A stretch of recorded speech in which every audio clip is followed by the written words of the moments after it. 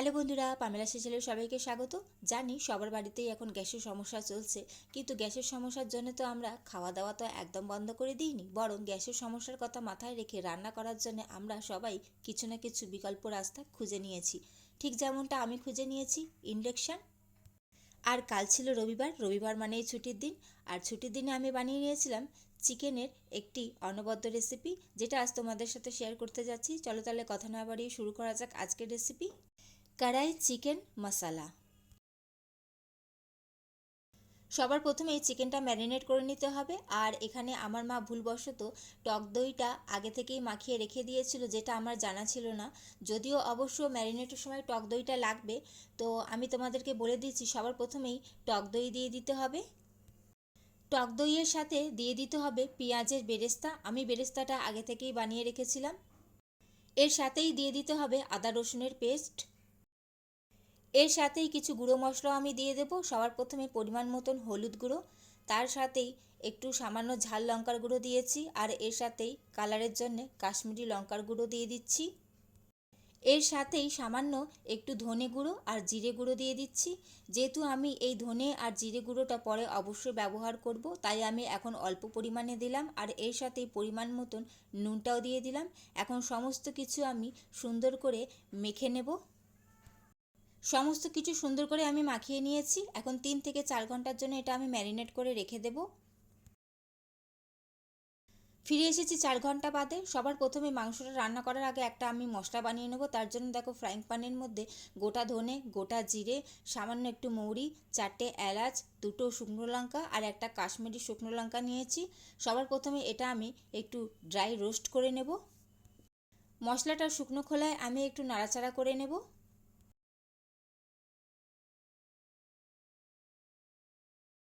সমস্ত কিছু সুন্দরভাবে ভাজা হয়ে গেছে। এখন এটা আমি নামিয়ে ঠান্ডা করে মিক্সারে এটা গুঁড়ো করে নেব, জল ছাড়া। অন্যদিকে আমি কড়াই বসিয়ে দিয়েছি, আর ওর মধ্যে পরিমাণ মতন সাদা তেল অ্যাড করে দিয়েছি। এখন এর মধ্যে আমি পেঁয়াজ কুচি দিয়ে দিচ্ছি। এখানে আমি 2টো বড় সাইজের পেঁয়াজ কুচি করে রেখেছিলাম, সেটা দিয়ে দিলাম। আর পেঁয়াজটা আমি অর্ধেকটা ভাজা করে নেব।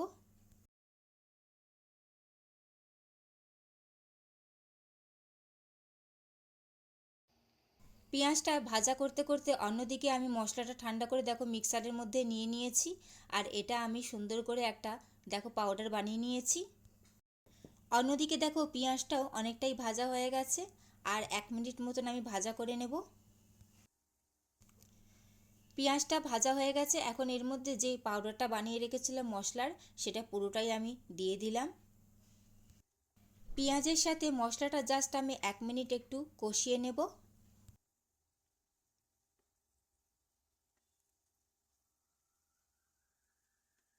মশলার সাথে পেঁয়াজটা 1 মিনিট আমি কষিয়ে নিয়েছি। এখন ম্যারিনেট করা চিকেনটা আমি পুরোটাই পেঁয়াজের মধ্যে দিয়ে দেব।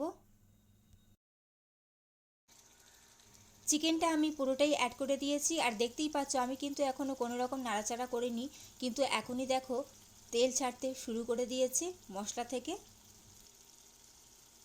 অন্যদিকে আমি মিক্সার জারের মধ্যে কয়েকটা কাজু বাদাম নিয়ে নিয়েছি, আর এর মধ্যে যেই পাউডারটা বানিয়েছিলাম ওর মধ্যেই আমি কাজু বাদামটাও দিয়ে দিয়েছি। এখন এটা 10 মিনিট মতন ভিজিয়ে রেখেছি, তারপরে এটা সুন্দর একটা পেস্ট বানিয়ে নেব। বেশি নাড়াচাড়া করার কিন্তু একদমই দরকার নেই। এইভাবেই কিন্তু গ্যাসের ফ্লেমটা লোতে রেখে তোমরা এটা রেখে দেবে।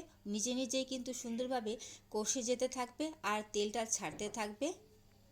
যেহেতু আমি ননস্টিকে করছি, তাই নিচে লেগে যাওয়ার কিন্তু কোনো রকম ভয় নেই। তোমরা যদি কড়াইতে করো তাহলে অবশ্যই একটু নাড়াচাড়া করে দিও। এখন ঢাকা দিয়ে দিয়ে আমি চিকেনটা কষিয়ে নেব।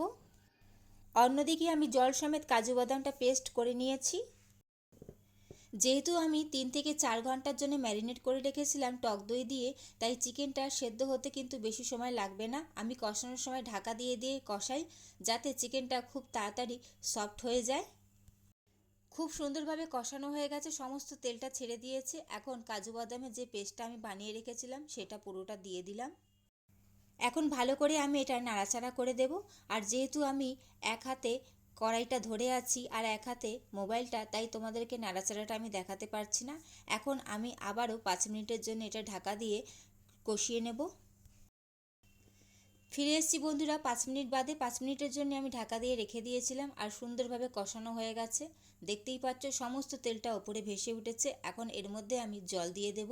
সবার প্রথমে মিক্সারের বাটি ধোয়া জলটা আমি দিয়ে দিলাম আর এর সাথেই পরিমাণ মতন আমি হালকা উষ্ণ গরম জলও অ্যাড করে দিলাম।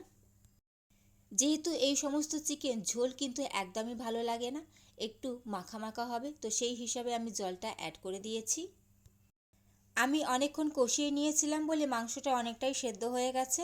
এখন ঢাকা দিয়ে আমি বাকিটা সেদ্ধ করে নেব।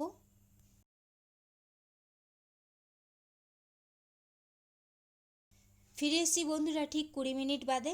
20 মিনিটের জন্য ঢাকা দিয়ে রেখে দিয়েছিলাম আর দেখো জলটা পুরোটাই একদম শুকিয়ে গেছে, মাংসটা সুন্দরভাবে সেদ্ধ হয়ে গেছে। এই সময় নুনটা অবশ্যই একটু চেক করে নেবে। আমি চেক করে দেখেছি নুন একদম পারফেক্ট ছিল। তো মাংস একদম রেডি হয়ে গেছে। নামানোর আগে ওপর থেকে আমি ধনেপাতা কুচি ছড়িয়ে দিয়েছি। যেহেতু সমস্ত মশলা আমি ভাজা করে পাউডার বানিয়ে ব্যবহার করেছি, তাই চিকেনের কালারটা কিন্তু এতটাই সুন্দর এসেছে। আর তাই জন্য এই চিকেনের নাম আমি রেখেছি কড়াই মশলা চিকেন। কেমন লাগলো তোমাদের আজকের এই রেসিপি অবশ্যই সেটা কমেন্ট করে জানাবে। ভালো লাগলে অবশ্যই লাইক কমেন্ট শেয়ার করে দিও এবং অবশ্যই এই রকম নতুন নতুন রেসিপি পাওয়ার জন্য আমার চ্যানেলটি সাবস্ক্রাইব করে আমার পাশে থেকো বন্ধুরা। চলো তাহলে আজকের মতন আসি। চলো টাটা।